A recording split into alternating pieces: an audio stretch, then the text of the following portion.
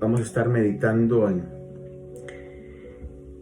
el libro de Apocalipsis en el capítulo 6 de Apocalipsis, del versículo 12 en adelante, donde podemos encontrar el mensaje del sello, el sello número 6.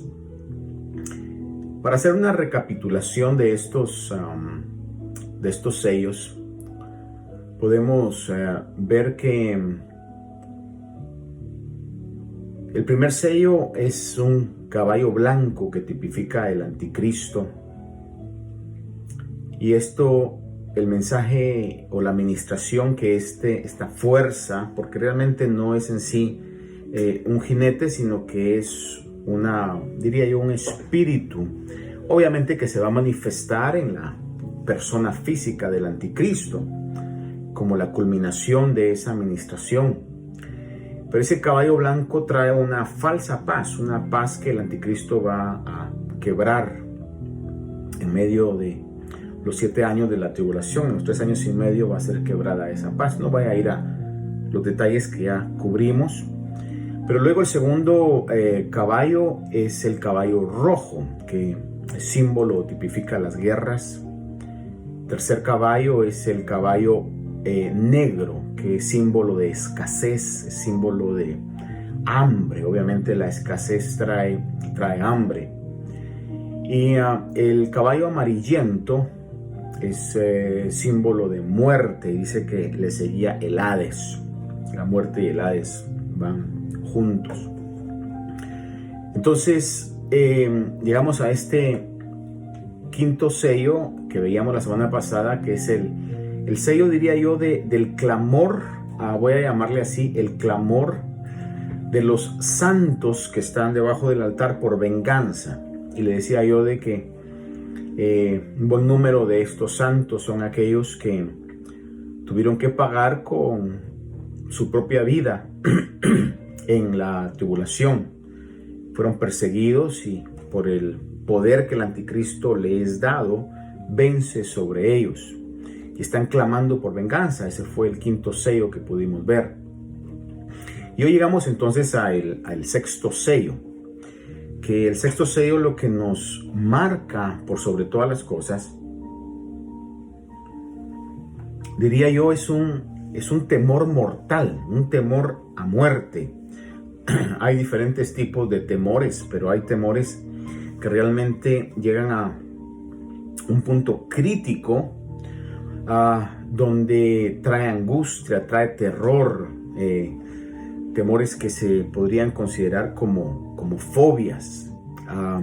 Y en este caso, el temor que vemos acá es no temor, es un terror realmente que se manifiesta en la humanidad, que es el sexto sello.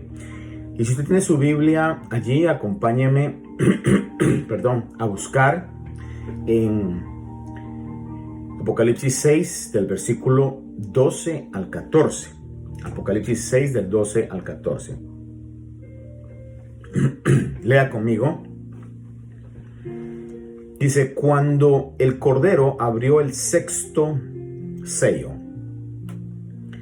y hubo un gran terremoto, y el sol se puso negro como silicio hecho de tela. Esto es, el sol se oscureció.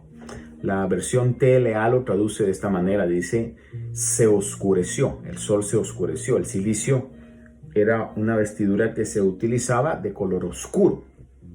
Por eso Juan utiliza estos ejemplos. Dice: cuando vi al Cordero, el sexto sello se abrió, hubo un gran terremoto. Muy, muy importante poder considerar esto. Un gran terremoto. Y el sol se oscureció, o se puso negro, y la luna toda se convirtió en sangre. Y las estrellas, obviamente aquí, hermanos, perdón que interrumpa la lectura, pero aquí está hablando de un lenguaje de tipo simbólico en este caso. No es literal. Cuando dice que la luna se volvió como sangre, obviamente ahí está diciendo que era roja, se enrojeció. Dice: y las estrellas del cielo cayeron a la tierra, como la higuera deja caer sus higos verdes al ser sacudida por un fuerte viento, y el cielo desapareció como un pergamino que se enrolla, y todo monte e isla fueron removidos. Vea qué interesante es esto. Cuando vemos al Señor Jesús hablando proféticamente en el Evangelio, los Evangelios de Mateo y de Lucas, específicamente en Lucas, en la secuencia, igual que en Mateo, pero en Lucas capítulo 21, vemos que el versículo 25, el Señor Jesús habló de esas señales que iban a ver donde el sol, la luna y las estrellas, oiga bien esto, iban a ser partícipes, iban a servir como señales, iban a ser señales de su retorno. Dice Lucas capítulo 21 del 25 al 27, dice: y habrá señales en el sol, en la luna y en las estrellas, y sobre la tierra angustia entre las naciones. Vea bien eso. En la tierra esas señales iban a traer angustia, es decir, un temor grande a las naciones, a todos los habitantes de la tierra. Dice: perplejas a causa del rugido del mar y de las olas, desfalleciendo los hombres por el temor. Ve estas dos frases: iba a haber angustia en las naciones e iba a haber un desfallecimiento por el temor. Este desfallecimiento es sinónimo de muerte. Iba a haber realmente esa situación iba a ser tan terrorífica, este desfallecimiento de los hombres por el temor que tenían, por esa angustia que sentían, y la expectación de las cosas que vendrán sobre el mundo. Es decir, si eso estaba pasando, ¿qué más iba a venir? Y eso iba a traer una angustia, o traerá una angustia a los hombres, porque las potencias de los cielos serán sacudidas. Y entonces verán al Hijo del Hombre que viene en una nube con poder y gran gloria. Aquí está hablando acerca de la segunda venida, y es muy importante que nosotros como cristianos, aunque yo sé que usted ya lo sabe, la mayoría de nosotros sabemos esto, pero podamos reconocer que hay una diferencia entre la segunda venida del Señor, de Jesús, y el arrebatamiento de la iglesia. El arrebatamiento es lo que en Tito y en Tesalonicenses se habla como la esperanza bienaventurada. La segunda venida es la manifestación que Él va a tener, donde aquí todo ojo le verá. El deseo de los cristianos hoy no es tanto la segunda venida, sino el arrebatamiento, esa esperanza bienaventurada que nosotros esperamos, ya que la segunda venida va a ser precedida por estos acontecimientos terribles que van a traer terror a los hombres que van a estar en la tierra.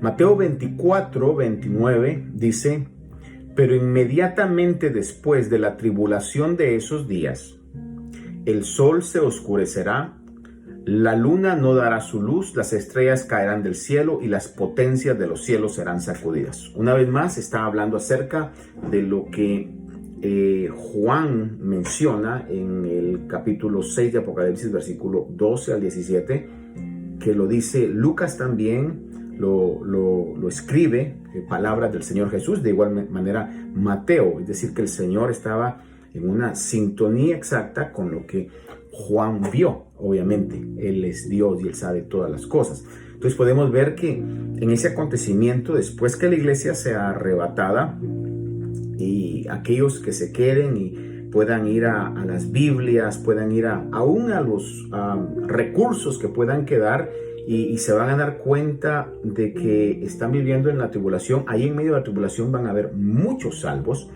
pero en medio de toda esta tribulación van a haber acontecimientos como nunca han habido en la tierra. Gran terremoto, señales en el sol, la luna y las estrellas, que Jesús lo dijo, Juan lo vio. Este sexto sello que estamos viendo acá, que es, le decía yo, que es el temor que va a venir sobre toda la tierra, ese temor mortal. Este sexto sello es una intervención directa. Los demás sellos era una intervención indirecta de parte del Cordero, pero aquí ya es una intervención directa en los elementos que solamente Dios puede tener control. En los anteriores elementos podíamos ver que eran consecuencias de guerra, consecuencias de todo lo que estaba pasando, las enfermedades, la escasez, todo lo demás. Y obviamente la persecución a los santos también es porque los habitantes, en este caso no creyentes, enemigos de la fe, iban a ser el brazo de extensión del anticristo para poder matar a estos cristianos que tendrán que pagar con su vida la entrada al reino de Dios.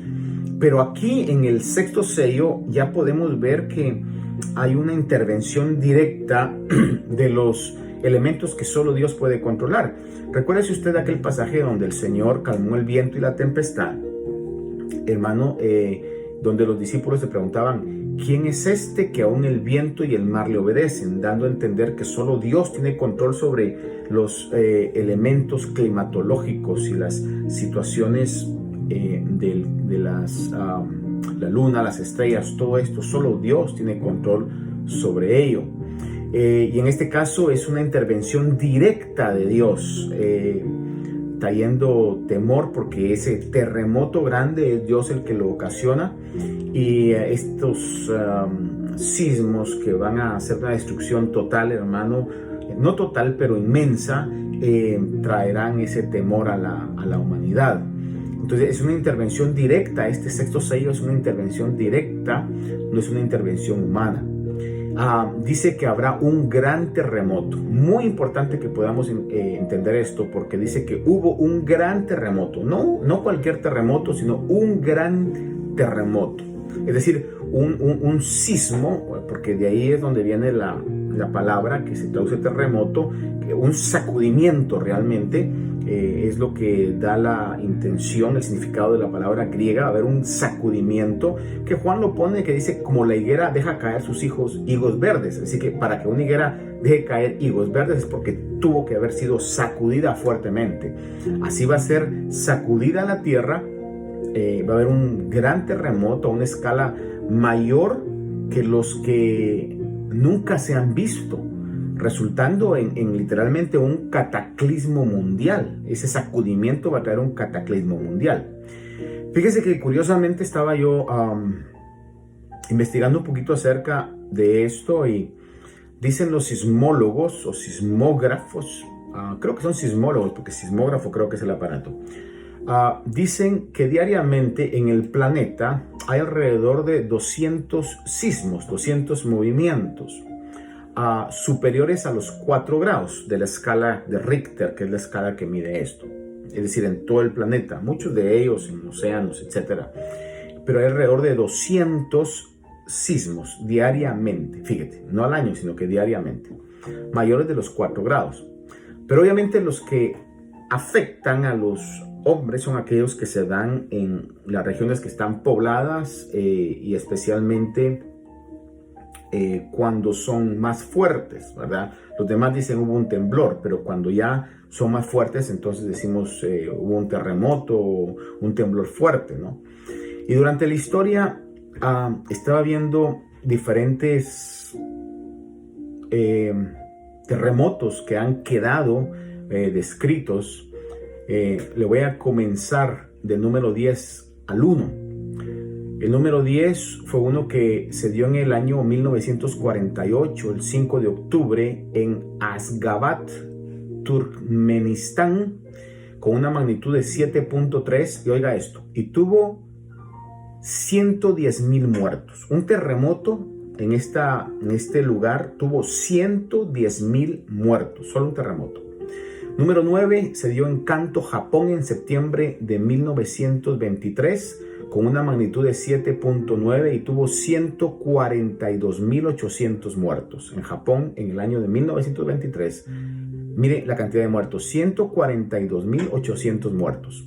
El 8 se dio en Irán, Ardabil, en marzo, las ciudades Ardabil, en Irán, en marzo 23 del 893, del año 893. No se sabe la escala porque todavía no se medía en esa oportunidad, y hubo 150,000 muertos. El número 7, Aiyuan, en Ningxia, China, es decir, estas dos provincias. En diciembre 16 del 1920, una magnitud de 7.8 con 200,000 muertos en China. El 5, muchos lo recordaremos quizás, que fue en Haití en enero 12 del 2010 con una magnitud de 7.0 y ahí hubieron 220,570 muertos. Oiga esto.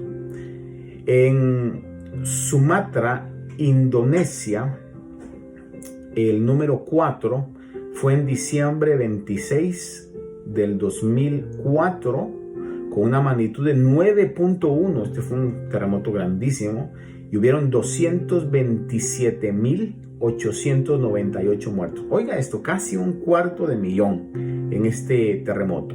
El número 3 fue en Alepo, Siria, en agosto 9 del 1138. Obviamente todavía no se podían medir las escalas, pero hubieron 230,000 muertos. Oiga esto, 230,000 muertos. Y el número 1 que se registra en la historia fue en Shenxi, en China, en enero 23 del 1556, con una magnitud 8 aproximada, donde hubieron alrededor de 830,000 muertos. Oiga esto, 830,000 muertos en esta oportunidad. Imagínese usted, casi 1,000,000 de muertos por un terremoto. Y todo esto ha sido a través de la historia. Sin embargo, amados hermanos, lo que Juan describe es que va a venir ese gran sismo como una higuera que es sacudida, que deja caer los higos verdes. Y dice que como nunca antes ha habido este gran sismo que va a haber. Déjenme leer, dice, hubo un gran terremoto, dice, y el sol, en base a esto, pues se oscureció y la luna se oscureció. Ahora, en relación a esto podemos ver que este terremoto obviamente va a traer situaciones en la atmósfera, en el planeta, que van a afectar la atmósfera. Va a traer situaciones en el planeta que van a afectar la atmósfera.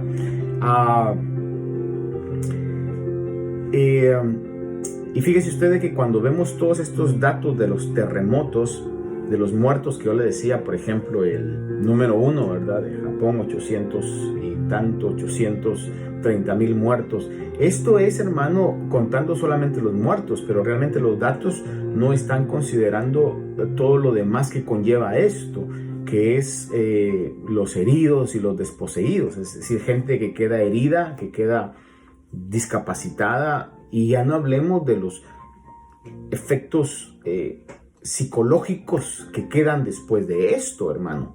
Es algo terrible, por eso es que la gente va a estar angustiada, va a estar desfalleciendo a causa del temor, de la angustia que va a estar teniendo por este terrible terremoto, hermano, porque trae unas consecuencias horrendas. Aquellos que quizás en alguna oportunidad hemos pasado uno de estos, sabemos que queda uno afectado emocionalmente, ¿verdad? O sea, siente como que eso va a volver a pasar. Y eso que, a lo menos el que yo viví, creo que fue una escala de 7 algo, y no fue algo en el año 1976, no fue algo, la mortandad no es comparada con ninguno de estos, hermano. Sin embargo, la Biblia dice que va a haber un cisma como nunca ha habido, un gran cisma, al grado que va a afectar el sol, la luna y las estrellas. Dice que el sol se puso negro o se oscureció, como lo dice la traducción en lenguaje actual. Obviamente habrán muchas erupciones volcánicas que lanzarán grandes cantidades de ceniza a la atmósfera, oscureciendo el cielo y haciendo que la luna se enrojezca. El libro de Zacarías menciona esto. Zacarías, el profeta Zacarías lo dice, hablando acerca del día del Señor, que ya hablábamos anteriormente que el día del Señor es un día grande y terrible, lo dice Joel, lo dice Sofonías. En todo el Antiguo Testamento, cuando se menciona el día del Señor, se está hablando de un día grande, de un día terrible, de un día de angustia. Y Zacarías, cuando habla del día del Señor, capítulo 14, versos 6 y 7, refiriéndose al día del Señor, dice, y sucederá que en aquel día no habrá luz, las luminarias se oscurecerán, será un día único, conocido solo el Señor, ni día ni noche, y sucederá que a la hora de la tarde habrá luz. Oiga esto, dice que las luminarias se oscurecerán. Zacarías habla y da los datos de antemano de que eso iba a pasar. Lo mismo que el Señor habló en Mateo, en Lucas, lo mismo que Juan habla en el libro de Apocalipsis. Interesantísimo, asombroso esto.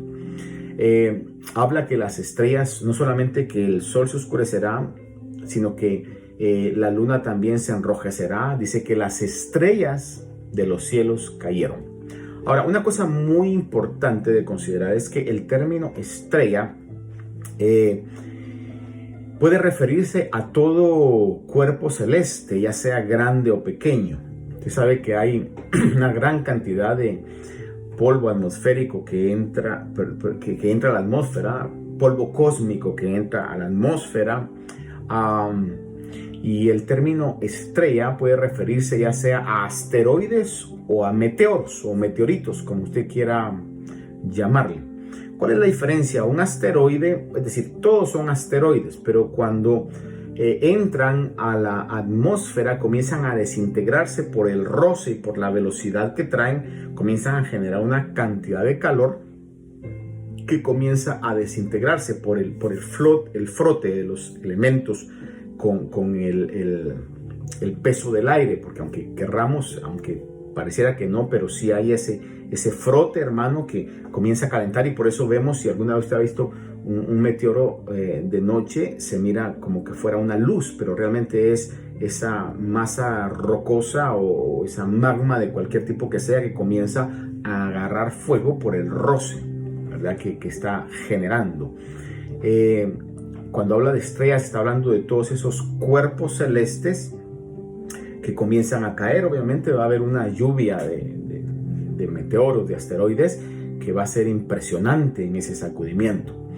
Y dice también que el cielo desapareció como un pergamino se enrolla. Es interesante esto. ¿Qué podría decir, hermano? Es difícil de poder explicar eso. Simplemente lo que la palabra nos dice es que así va a pasar. Isaías 34:4 habla sobre este mismo principio. Le leo, dice Isaías 34:4: todo el ejército de los cielos se consumirá y los cielos se enrollarán como un pergamino. También todos los ejércitos se marchitarán, como se marchita la hoja de la vid o como se marchita la de la higuera. Está hablando sobre el mismo principio del día del Señor.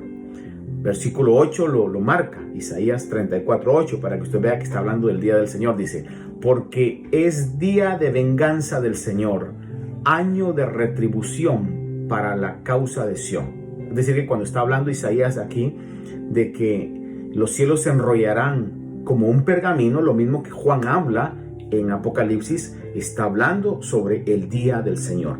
Que recuérdese que el día del Señor inicia con los acontecimientos que podemos ver de los sellos y concluye, en este caso, con la instauración del reino eterno. Con la instauración del reino eterno. Usted me dirá, ¿cómo va a ser eso, pastor? Bueno, lo vamos a ver más adelante, pero solamente quiero decirle, Pedro habla y dice que para el Señor un día es como 1000 años y 1000 años como un día. Por eso es que todos esos acontecimientos, cuando habla del día del Señor, que van a durar mucho, mucho tiempo, está hablando acerca desde la perspectiva como Dios ve. Y cuando habla del día del Señor, aquí está hablando de todos esas fechas, esos tiempos que van a traer destrucción, que lo dicen los profetas, Sofonías, Joel, Zacarías, en este caso Isaías, está exactamente en la misma idea que lo que Juan está diciendo. Bueno, no la idea, sino la misma realidad de lo que Juan está diciendo. Dice: todo monte e isla fueron removidos de su lugar. En otras palabras, lo que los científicos han podido entender y conocer acerca de las placas tectónicas de la Tierra que están en constante movimiento. Por eso es de que le decía yo que los datos dicen que hay alrededor de 200 sismos, alrededor de 4 grados diarios. ¿Por qué? Porque la Tierra está en un continuo movimiento. La Tierra está en un continuo movimiento. Y en este caso, pues las capas tectónicas tendrán su punto más álgido de tensión, y va a donde se va a ocurrir ese cisma que va a hacer que todo monte e isla fueran removidos de su lugar. Es decir, va a haber una reconstrucción de los continentes. ¿Cómo va a ser? Así va a ser de terrible lo que la Biblia habla de ese sismo. Las placas tectónicas se realinearán, cambiando así la ubicación de los continentes. ¿A qué punto? No lo sé, pero lo que la palabra de Dios habla, así lo dice la Biblia. Estos son los elementos que van a ocurrir en esos momentos, que van a traer esa angustia y ese temor. Fíjense, curiosamente, los seres humanos están llenos de muchos temores. Temores a los perros, temores a las arañas, temores a hacerse viejo, temor a quedarse solo, temor a tantas cosas, temor a la muerte. Y curiosamente, las estadísticas dicen que el temor número 1 es el temor a hablar en público, fíjense. Quizá por eso nos cuesta tanto evangelizar, ¿verdad? Pero tenemos que vencer todos los temores, porque Dios no nos ha dado un espíritu de temor, sino un espíritu de poder, de amor y de dominio propio. Pero bueno, lo que le quiero decir es de que el ser humano está cargado de esos temores. Sin embargo, el temor que deberíamos de tener, como que no le tenemos temor, y me refiero al temor a Dios, el temor de Dios. El temor de Dios es el principio de la sabiduría. Tenemos que guardar nuestra salvación con temor y con temblor, hermano. Tenemos que reconocer que estamos viendo una etapa de misericordia a la humanidad y poder realmente tener ese respeto a Dios. Pareciera ser como que hoy se quiere presentar a Dios de una manera amigable, solamente como que esto no, como que Dios no merece ese respeto. Y obviamente la misericordia de Dios, Él está retrasando su venida, está retrasando su día, según lo que dice Pedro, aunque la gente, el mundo en general, hayan burladores que digan, ¿y dónde está la esperanza de su venida? El apóstol Pedro dice que Dios no la tiene por tardanza, sino que al contrario lo está haciendo para extender su misericordia, para que procedan al arrepentimiento. Y Dios es un Dios que quiere que todos se salven, que nadie se pierda, sino todos procedan al arrepentimiento. Pero va a haber un día, hermano. Hoy estamos viendo la misericordia, hoy estamos viendo la misericordia, la bondad de Dios. Pero el día va a llegar donde Dios va a comenzar a manifestar sus justos juicios. Entonces, en base a eso, tenemos que tener un temor reverente a Dios, a un Dios que es real, que es santo, que tiene también un día donde va a manifestar su ira. Y como le digo, la gente tiene muchos temores, pero la carencia del temor a Dios como que fuera general en muchos, ¿verdad? A lo que menos le temen es a Dios, que es a quien deberíamos de tener el primer temor, el temor a lo que el Señor puede hacer. Jesús lo dijo de esta manera: no tengan temor al que puede matar el cuerpo, sino tengan temor al que puede hacer perecer o mandar al infierno al ser espiritual. Y eso es lo que nosotros tenemos que tener claro y no olvidar, hermanos amados, y compartir también con otros, que esa es una realidad. Muy bien, vamos entonces al versículo número 15, versículo 15 del capítulo 6. Dice, en medio de toda esa terrible atmósfera, dice, y los reyes de la tierra y los grandes, los comandantes, los ricos, los poderosos y todo siervo y todo libre se escondieron en las cuevas y entre las peñas de los montes y decían a los montes y a las peñas, oiga esto, le decían a los montes y a las peñas, caed sobre nosotros y escondernos de la presencia del que está sentado en el trono y de la ira del Cordero, porque ha llegado el gran día de la ira de ellos, y ¿quién podrá sostenerse? Tremendo esto.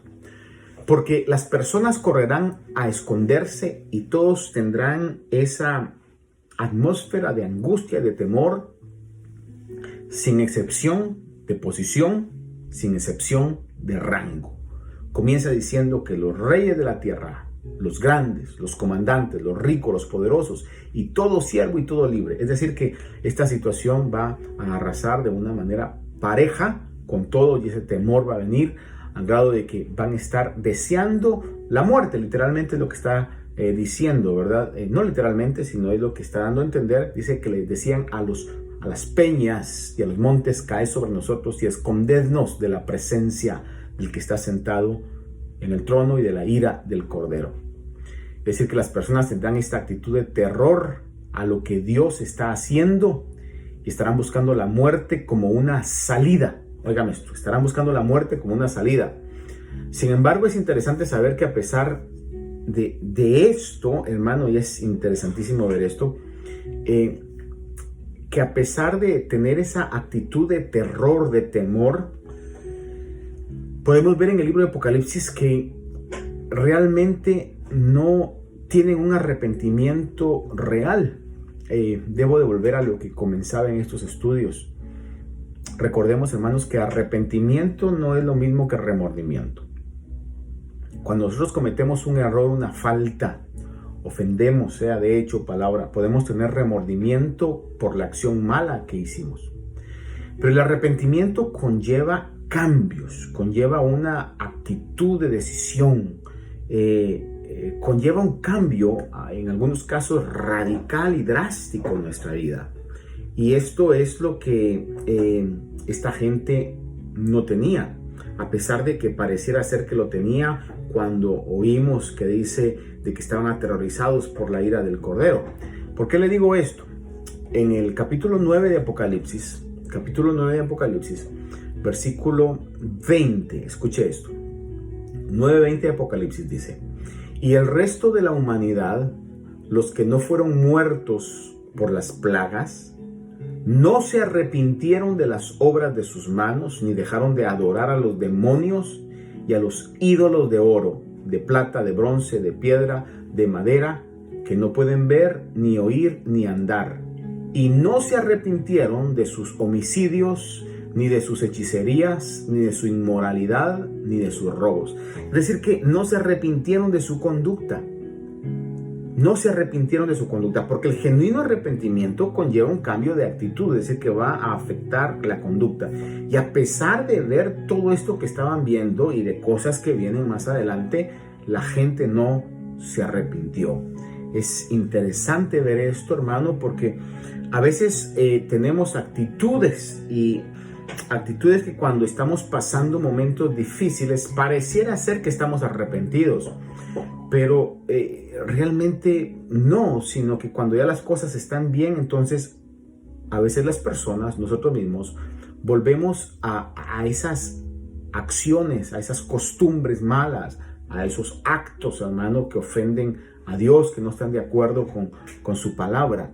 Y esto está innato en la naturaleza humana, en nuestra naturaleza pecaminosa, está innato eso.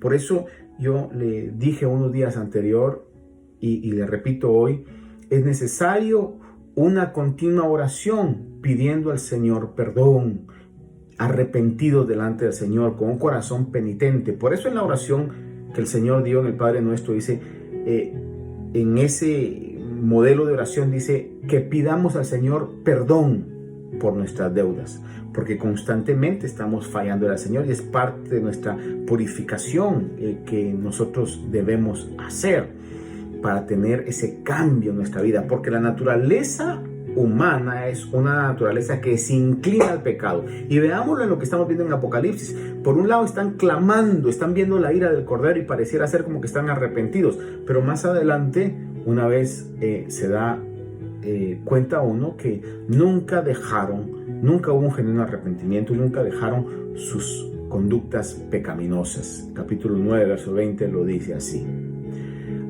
Es interesante ver que antes que estos juicios que aterrorizaran o aterrorizarán la humanidad,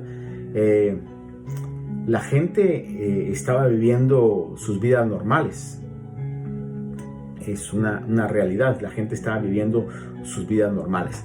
Mire que hoy estamos viviendo con esta situación del COVID, estamos viviendo a lo menos en mi vida, esto es, nunca lo había pasado en esta magnitud, ¿verdad? Especialmente en una situación global, ¿verdad? Que todo el planeta esté metido en esto y con todo lo que se habla acerca de esta situación.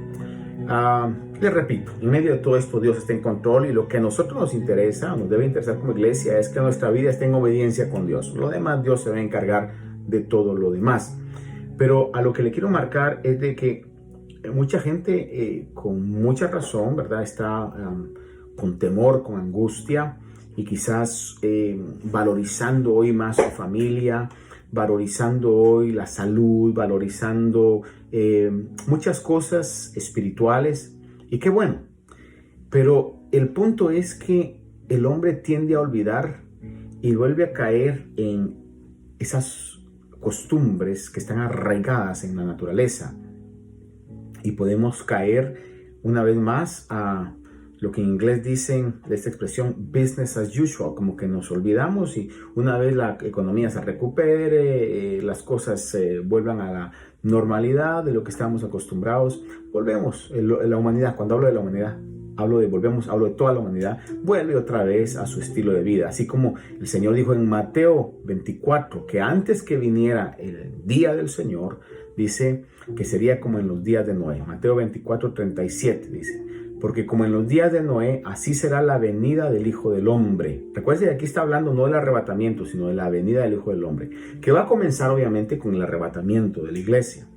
Pero dice, así como en los días de Noé, así será la venida del Hijo del Hombre. Es decir, se va a ir la iglesia, van a haber guerras, van a haber pestes, y ellos van a seguir como en los días de Noé. Dice, como en aquellos días del diluvio estaban comiendo y bebiendo, casándose y dándose en matrimonio, hasta el día en que entró Noé en el arca y no comprendieron hasta que vino el diluvio. Dice, así será la venida del Hijo del Hombre. Es decir, que el hombre puede pasar situaciones difíciles, pero luego vuelve otra vez a lo que es la vida. Business as usual. Interesante ver eso, porque el que haya un genuino arrepentimiento, por eso yo le doy gracias al Señor, si hay un genuino arrepentimiento en nosotros, o ha habido, eso ha venido de parte de Dios, hermano, de su misericordia, que ha traído convicción de pecado a nuestras vidas. Porque que el hombre se arrepienta por sí mismo, hermano, eso es imposible. Tiene que ser Dios el que traiga ese genuino espíritu de arrepentimiento. Ahora, vemos entonces esta actitud, hermano, del hombre. Vemos esto, lo que podemos leer aquí en Apocalipsis 6, de este acontecimiento del sexto sello, donde va a haber un cisma que va a sacudir, hermano, y va a traer un temor, un terror a toda la humanidad, donde van a haber esas... Fíjese que estaba viendo, en base a esto, un video, como sin duda habrá muchos, hay muchos, ¿verdad? Pero de lo último que pasó hace corto tiempo, que fue hace año y medio, quizás 2 años, en Guatemala, cuando explotó este volcán de agua, que tuvo esta erupción. Y cuando mira esos videos y gente que está huyendo, hermano, a esa magnitud de ceniza que realmente se ve como que fuera película, pero era una realidad, uno puede entender la magnitud de terror y de angustia que va a tener esta gente al ver todos estos acontecimientos. Después de que termine esto, vaya usted, busquen en YouTube eso, a ver, y eso va a ser mínimo a lo que va a suceder en estos tiempos, hermano. Va a haber un terror por todos los acontecimientos. Y en medio de toda esta situación, no voy a entrarte en tanto detalle sobre esto, pero sí es necesario que le lea. El Señor guarda 144,000 judíos. Personalmente yo creo que la base más clara es a que son judíos. Hay una tendencia en varios modos de pensar ahí que es la iglesia, pero realmente no encuentro que tenga validez sobre esto. Hermano, la iglesia está en la representación de los 24 ancianos en el trono de Dios. Es decir, es hasta cierto punto absurdo pensar que es la iglesia. Estos 144,000 que se mencionan en el capítulo 7, versículo 1 en adelante, dice: después de esto, Vi a 4 ángeles de pie, oiga esto, en los 4 extremos de la tierra, deteniendo a los 4 vientos de la tierra, para que no soplara viento alguno, ni sobre la tierra, ni sobre el mar, ni sobre ningún árbol. Vi a otro ángel que subía de donde sale el sol y que tenía el sello del Dios vivo, y gritó a gran voz a los 4 ángeles a quienes se les había concedido hacer daño a la tierra y al mar, diciendo: no hagas daño ni a la tierra, ni al mar, ni a los árboles, hasta que hayamos puesto un sello en la frente de los siervos de nuestro Dios. Y oí el número de los que fueron sellados: 144,000 sellados de todas las tribus de Israel. Y ahí comienza a dar la descripción: 12,000 de cada una de las tribus de Israel. De ese dato que Dios tiene. Aunque ellos no sepan de qué tribu tienen, Dios sabe de qué tribu son, y Dios sabe exactamente a quienes Él va a llamar. 144,000 de cada una de las tribus de Israel. Ahí lo dice: de la tribu de Judá, de la tribu de Rubén, de la tribu de Gad, 12,000, 12,000, 12,000, 12,000, terminando hasta con la tribu de Benjamín, esos 12,000. Ahora vea esto. Comienza este pasaje a decirnos que los 4 ángeles, hay 4 ángeles que están en pie en los 4 extremos de la tierra, que esta es una expresión lingüística, es una manera de hablar. Cuando está diciendo que hay 4 ángeles en los 4 extremos de la tierra, lo que está dando a entender es que hay 4 ángeles en los 4 puntos cardinales: norte, sur, este, oeste. 4 ángeles que están deteniendo el viento, es lo que el pasaje nos lo dice. Dice: 4 ángeles en los 4 extremos de la tierra, deteniendo a los 4 vientos de la tierra. Están estos 4 ángeles en los 4 puntos cardinales, deteniendo al viento. Esto es muy importante verlo, hermano, y hay escrituras. Le voy a leer estas escrituras para que usted vea cómo es que se refiere en otras escrituras acerca de los extremos de la tierra. Por ejemplo, Job 37, 2 y 3 dice: escuchad atentamente el estruendo de su voz y el rugido que sale de su boca. Bajo todos los cielos lo suelta, y su relámpago hasta los confines de la tierra. Ahí está hablando, Job habla hasta los confines de la tierra. La American Standard Version, si no me equivoco, habla acerca y dice hasta las esquinas de la tierra, the four corners of the earth. La TLA habla y dice hasta el fin del mundo. Es la expresión que está utilizando esto. Obviamente no es que el mundo tenga fin, ¿verdad? Sino que está hablando de que están hasta en un lugar sumamente lejano, es lo que está diciendo. Isaías 11:12 dice: alzará un estandarte ante las naciones, reunirá a los desterrados de Israel, juntará a los dispersos de Judá de los 4 confines de la tierra. Son expresiones que está hablando, lingüísticas, que lo que está marcando es que está hablando de los lugares lejanos. De ahí es donde los ángeles estarán situados, frenando la fuerza del viento. Otro pasaje, Ezequiel 7:2, habla y dice: el fin viene sobre los 4 extremos de la tierra. Una vez más, la misma expresión que notamos también en Apocalipsis, capítulo 20, 7 y 8, dice: cuando los 1000 años se cumplan, Satanás será soltado de su prisión y saldrá para engañar a las naciones que están en los 4 extremos de la tierra. ¿Qué está diciendo? Está hablando acerca de los puntos lejanos de la tierra, como lo que dice el Señor, si no me equivoco, en Isaías: tan lejano como está el este del oeste, así ha alejado el Señor nuestras transgresiones. Lo que está hablando es de un concepto de lejanía.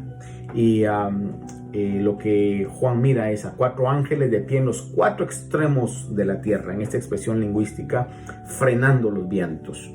Y eso tiene un significado que vamos a ver más adelante, que es lo que pasa cuando sueltan a los vientos, ¿no? Pero entonces, en medio de todo esto hay 144,000 predicadores o misioneros o ministros, como usted quiera llamarle, ¿verdad? Judíos, 12,000 de cada tribu, como lo pudimos ver, de cada una de las tribus. Estos 144,000, estos que son los que representan las primicias del Israel salvo. Muy importante reconocer esto. Estos 144,000 son los primeros frutos del Israel que será salvado. Recuerde usted que hoy en la mayoría de Israel pues no creen en Jesús, que es el Mesías. Casi hasta se ríen de alguien que crea eso. Es decir, lo utilizan porque la gente va a Israel no por nadie más, sino por el legado que el Señor ha dejado. Pero la gran mayoría de judíos no creen en el Mesías. Sin embargo, viene el día donde, según Romanos habla, dice que todo Israel será salvo. Y esa salvación de Israel va a comenzar con estos 144,000 judíos que serán rescatados, que serán salvos y que serán los misioneros al mundo, a Israel y al mundo, que van a ser respaldados por gran poder, hermano. Van a ser sellados, no van a ser tocados porque Dios los sella. En este caso, este ángel que tiene el sello sella a los 144,000. ¿Cuál va a ser el sello? No lo sé, pero va a ser un sello en el ámbito espiritual que va a darles a ellos esta virtud de poder hablar el evangelio y ser guardados por Dios. Estos 144,000 predicadores.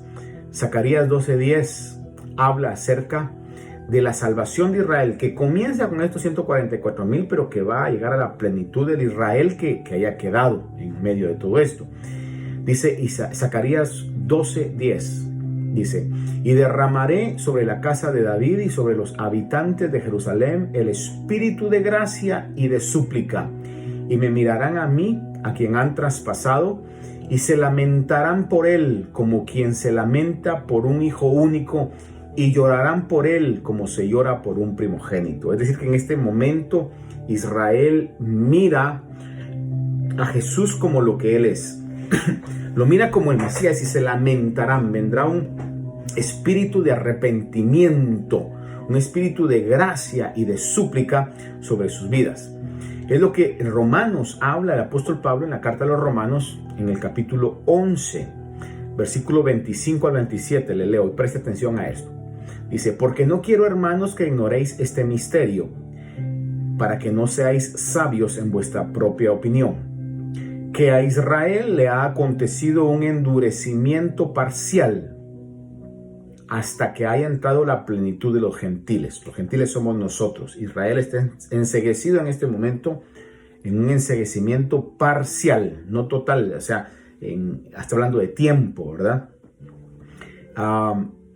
Cuando entre el último de los gentiles, entonces comienzan los acontecimientos que marcarán el día del Señor. Algunos dicen que el último de los gentiles va a ser el que va a hacer la señal para que comiencen todos los acontecimientos apocalípticos. Y en este caso dice el versículo 26: y así todo Israel será salvo. Oiga esto, la palabra es clara, dice: todo Israel será salvo. Pero ¿quiénes van a comenzar a manifestar esa salvación? Los primeros frutos son esos 144,000 judíos que van a ser sellados. Y todo Israel será salvo, tal como está escrito: el libertador vendrá de Sión, apartará la impiedad de Jacob. Recuérdense que Jacob fue el padre de Israel. Dice: y este es mi pacto con ellos, cuando yo quite sus pecados. Cuando digo Jacob fue el padre de Israel, es que fue el que padre de las 12 tribus, ¿verdad? Jacob era Israel, se le cambió el nombre. Entonces vemos que estos 144,000 sellados serán los primeros que obviamente van a traer el mensaje de salvación para todo el mundo. Van a ser utilizados para el avivamiento de salvación más grande que ha habido en la historia. Sin embargo, va a ser un avivamiento en medio de una gran tribulación. Estos 144,000 serán los principales instrumentos que Dios utilizará para este gran avivamiento de salvación mundial. Gente que será salva y martirizada durante la gran tribulación. Hermanos, nosotros no debemos esperar eso.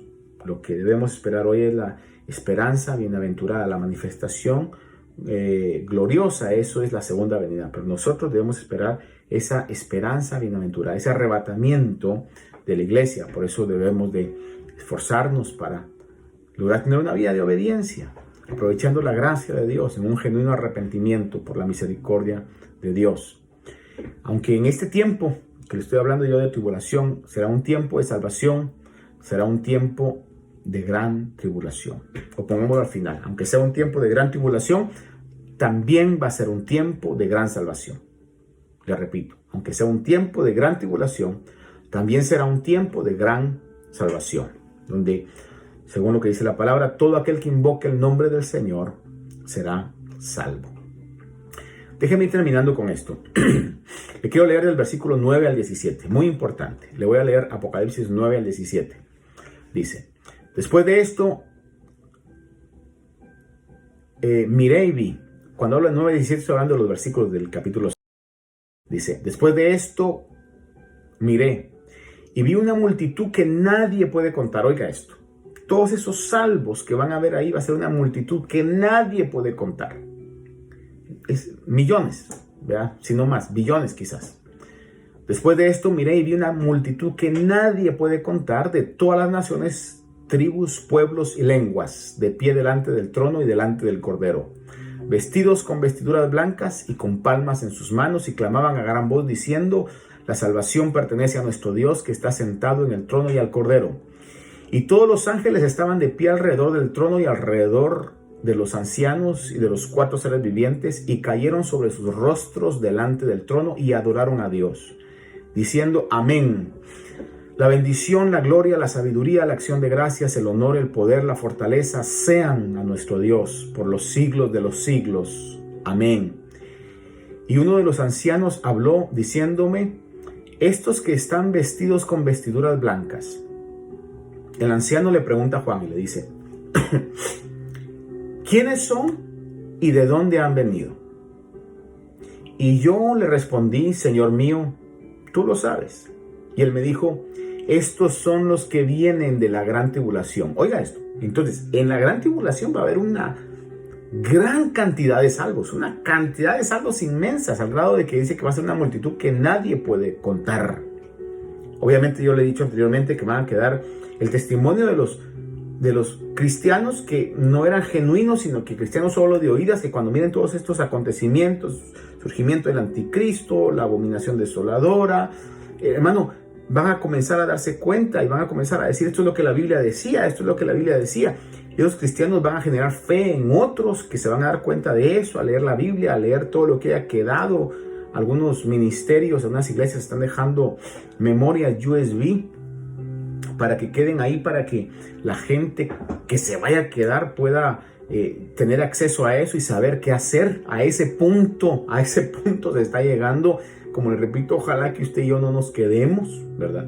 Ojalá que usted y yo realmente hoy, que es tiempo aceptable, podamos ponernos cuentas con Dios. Pero para todos aquellos que están jugando al evangelio, todos aquellos que dicen que son pero no soy, ahí es donde les va a servir este tipo de ayuda, este tipo de todos los recursos que van a estar dejando, ¿verdad? Y en este caso dice que va a ser una multitud que nadie podrá contar, hermanos, una multitud incontable. Dice, por eso están delante del trono de Dios y les sirven día y noche en su templo, y el que está sentado en el trono extenderá su tabernáculo sobre ellos. Ya no tendrán hambre ni sed, ni el sol los abatirá, ni calor alguno, pues el Cordero en medio del trono los pastoreará y los guiará a manantiales de aguas vivas, y Dios enjugará toda lágrima de sus ojos. Cuando vemos esto, no habrá más hambre ni sed, es porque van a pasar hambre, van a pasar sed, van a llorar de la angustia. Por eso, amados hermanos, hoy es tiempo para que reflexionemos sobre esto. Hoy es un tiempo para que reflexionemos sobre esto. No podemos jugar al evangelio. Tenemos que aprovechar la gracia de Dios que se ha manifestado, no abusar de esa gracia. Recuerdo lo que el Señor le dijo a la iglesia de Filadelfia en Apocalipsis 3:10. El Señor habló a la iglesia de Filadelfia y le dijo, porque has guardado la palabra de mi perseverancia, yo también te guardaré de la hora de la prueba, esa hora que está por venir sobre todo el mundo para probar a los que habitan sobre la tierra. vengo pronto, retén firme lo que tienes para que nadie tome tu corona. Mírame, la mejor corona que puede haber es la corona, diría yo, del arrebatamiento, hermano. Lo mejor, la recompensa, hermano, es poder ser arrebatados. Y para eso, como dice Pedro, tenemos que ser hallados en Él, con paz, viviendo en paz, irreprensibles, hermano, que podamos nosotros tener esas actitudes, pero ante todo que perseveremos. Lo que el Señor le dijo a la iglesia de Filadelfia: guarda la palabra de mi perseverancia, para que Él nos guarde de la hora de la prueba. Tenemos que caminar de acuerdo a la doctrina bíblica. Dios quiera que esto nos motive, hermano, que toda esta situación que Dios ha permitido que vivamos pueda avivar el fuego en cada uno de nosotros. Es lo que yo le pido al Señor, sobre mi vida, sobre la vida de mi congregación. Cuando hablo de mi congregación, es de la que el Señor me ha puesto a pastorear.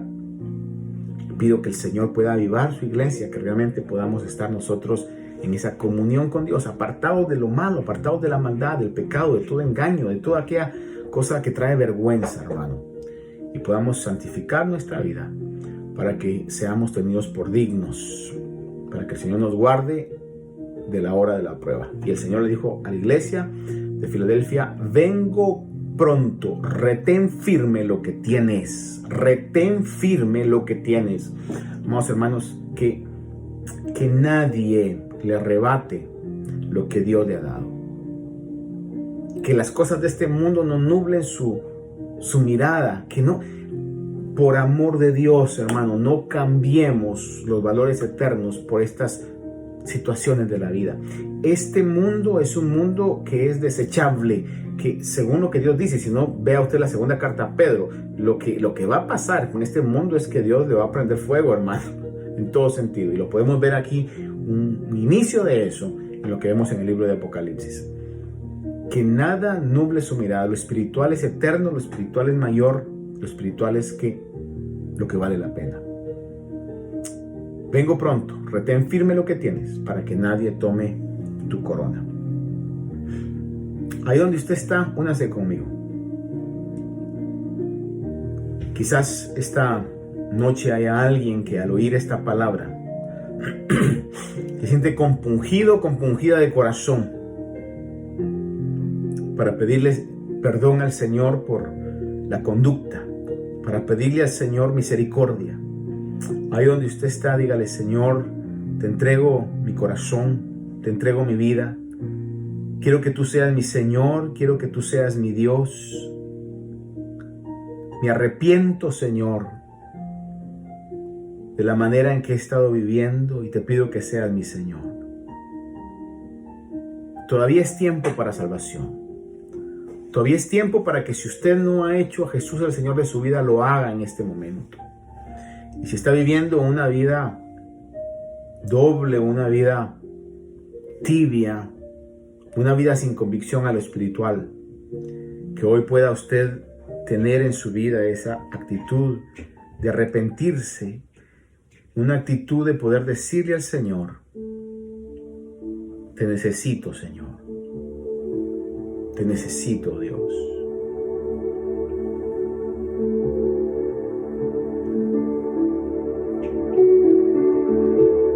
Hacemos ante tu altar un compromiso de vivir en santidad. Hacemos ante tu altar un pacto de hombres que te quieren agradar. Hacemos ante tu altar un compromiso de vivir en santidad. Hacemos ante tu altar un pacto de hombres que te quieren agradar. con manos limpias, corazón puro para ti. Cuidaré mis ojos, cuidaré mis manos,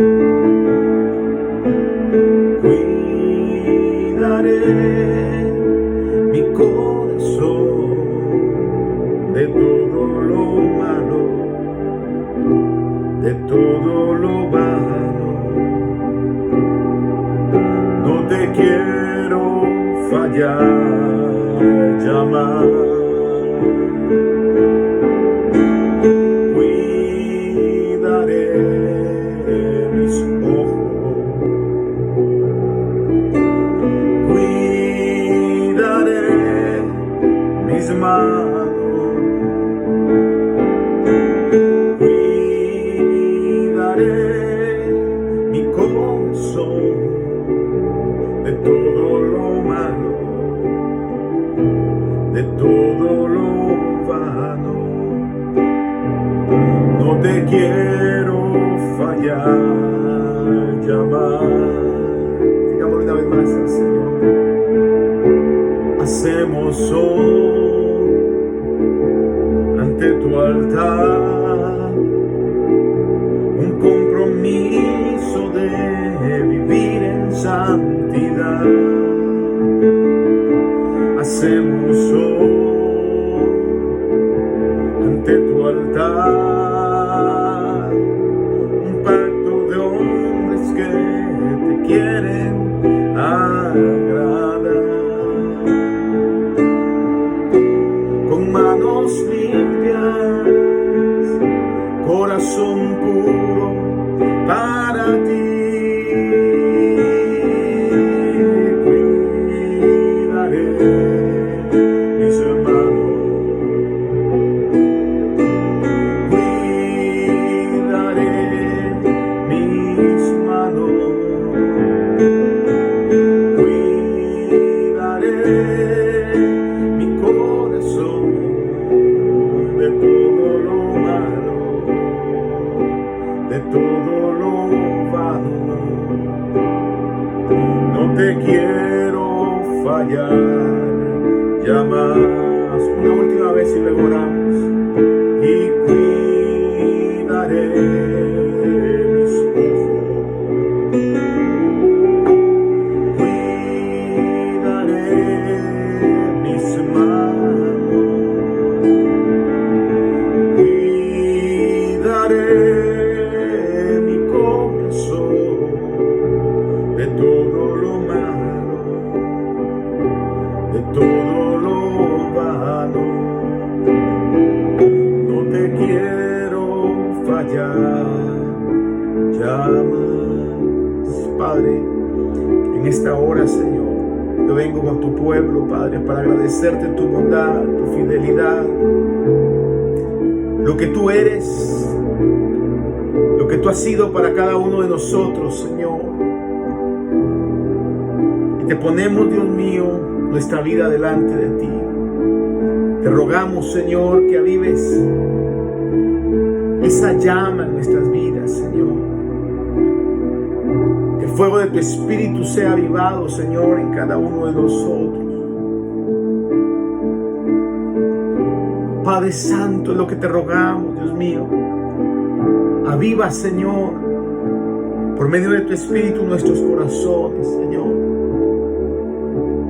Aviva, Señor, por medio de tu Espíritu nuestra vida, Señor. Que anhelemos, Señor, conocerte cada vez más, Señor. Que anhelemos, Señor, serte obedientes. Que crezcamos cada día en un mejor conocimiento tuyo en medio de los tiempos, Señor. Lo que va a guardar nuestra vida, Señor, es nuestra fe. Haz que nuestra fe, Señor amado, en ti, en tu palabra, en la realidad de tu Espíritu Santo, crezca cada día más, Señor. Que no haya, Dios mío, nada en este mundo que pueda desviar nuestra mirada de lo eterno.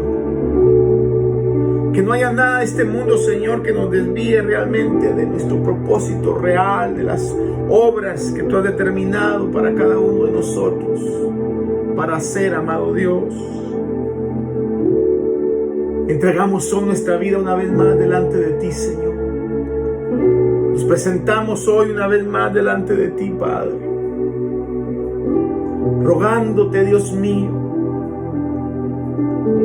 que tu Santo Espíritu, Señor, sea real en nuestro diario vivir. Que tu Santo Espíritu, Señor, avive en cada uno de nosotros el deseo de búsqueda, Señor. El deseo, Señor, de encender nuestra vida, Señor. El deseo de hablar de ti, Señor. El deseo de ser útiles en tu reino, en tu obra, Señor. El deseo de servirte, Padre. En tu pueblo, Señor, que surge el deseo de servirte, Señor.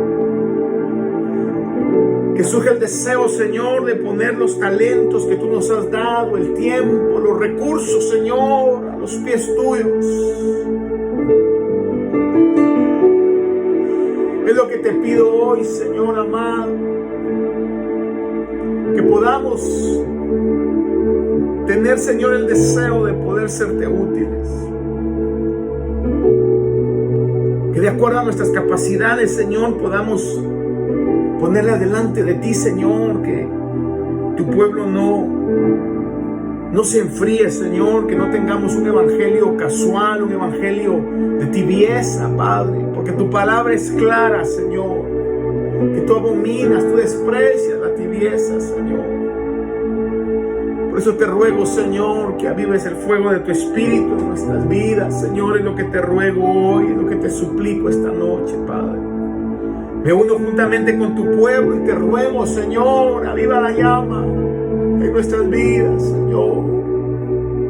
Que a través de tu Espíritu, Señor, seamos avivados para hacerte útiles, Dios mío. Para ser elementos que puedan llevar salvación, Señor, a aquellos que no te conocen.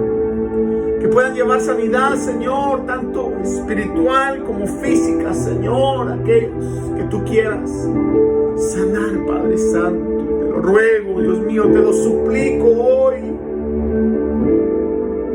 Que no nos acostumbremos, Señor, nos adaptemos a la vana manera de vivir, Señor, sino que podamos ser cada día transformados. Transfórmanos, Señor, en lo que tú quieres que seamos. Padre, te lo suplico, Señor amado, te lo ruego, que pongas en cada uno el deseo de servirte, de ser útil, de ser instrumentos en tus manos, vasos de honra, Señor, en tus manos, vasijas útiles, Señor, en tus manos. En el nombre de Jesús, es lo que te ruego esta noche, Señor. Glorifícate, oh Dios, glorifícate, Padre Santo, en este tiempo, en tu iglesia. Glorifícate, Señor, en este tiempo. En este tiempo, Señor, que vivimos. Glorifícate en tu iglesia, Señor. Activa en nosotros el deseo de servirte, el deseo de adorarte con nuestra vida, Señor. El deseo de apartarnos para ti, Señor. De buscar la santificación, amado Dios. De buscar tener ese conocimiento, Señor, tuyo ante todas las cosas, Señor. Que ante todas las cosas anhelemos conocerte a ti, porque esa debe ser nuestra gloria, Señor. Nuestra gloria debe ser conocerte a ti, Señor. No debemos gloriarnos en lo que sabemos, en nuestra fuerza, en lo que podamos tener, Señor, una posición, sino nuestra gloria debe ser conocerte a ti, Señor. Por eso te lo suplico, Señor. Te lo pido, Señor, que cada uno de mis hermanos, de mis hermanas, Señor, podamos ser transformados en el espíritu de nuestra mente, Señor. Para que nuestro anhelo más grande, Señor, sea conocerte a ti. Nuestro mejor deseo sea conocerte a ti, Señor. Que más anhelemos, Señor, sea hacerte útil, Dios mío, ser instrumentos útiles en tus manos, Padre.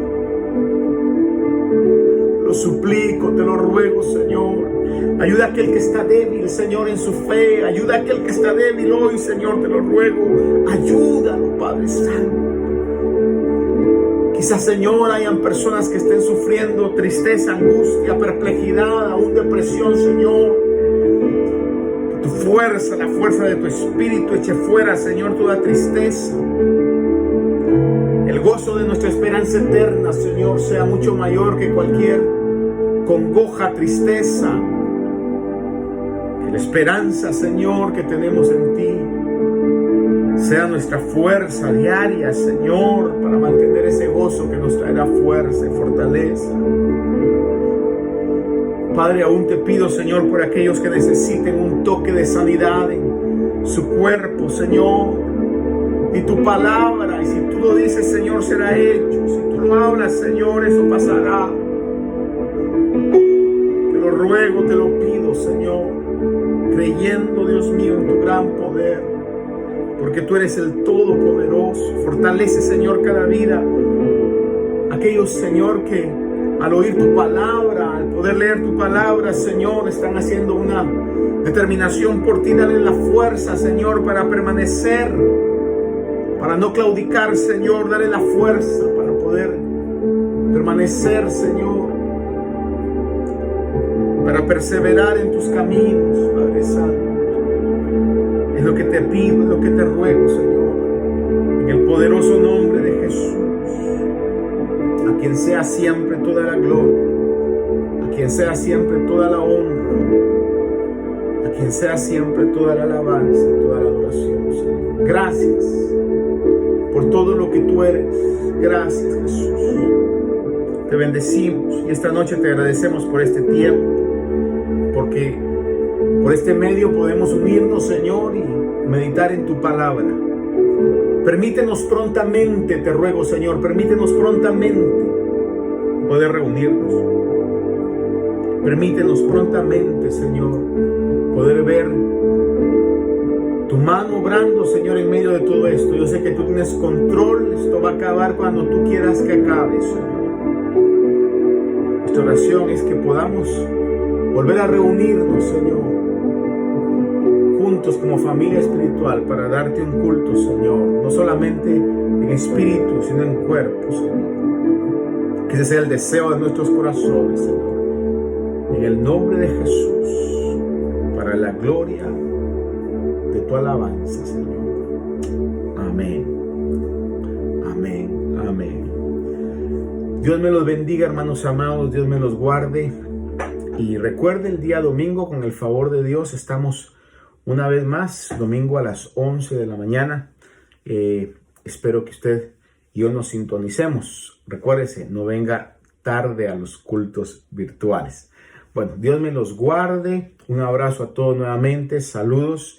Y estamos en este contacto. Cualquier otra determinación que vaya a darse, pues la estaremos dando lo más pronto que nosotros podamos. Amén. Dios me los bendiga y me los guarde, amados hermanos.